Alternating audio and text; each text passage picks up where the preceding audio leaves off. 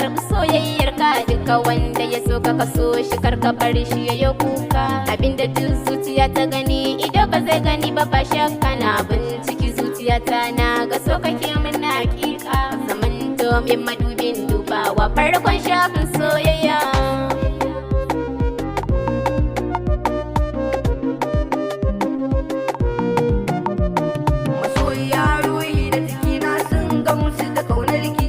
Wani ya da sami ni so ga wani hari na ji ina madarin ki. Biyar ki gami da kalaman ki suke kara mini san ki. Zan baki dukkan komai har a gidan ku zan kai sadakin ki. Zan faɗa wa iyaye na a wurin mukar a sa loto da yawa.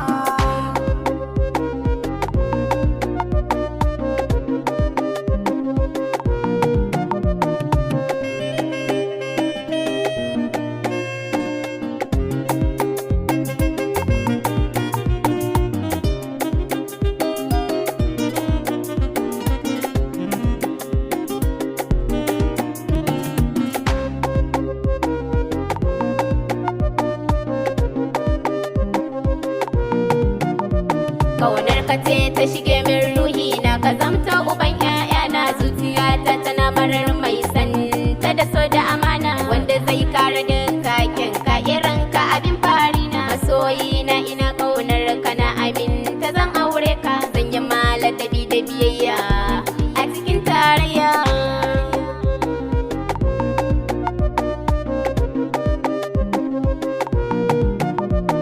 Masoyiya zan baki dukkanin komai na rayuwata. Ke ce kika zamto min sinadari na rayuwata. Wanda ya taba mini ke kowane ne za mu bata. Bace ranki bace raina ne ki taho ki ji yar uwata. Kin zama ni na zama ke masoyiya ga makullin zuciya.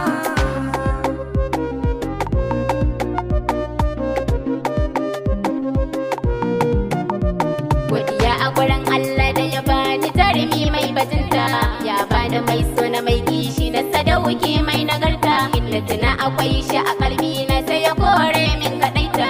Ta farin ciki dare da rana zan shiga inda zana wuta. Ya ka taho sahibina in gwafare da zobe na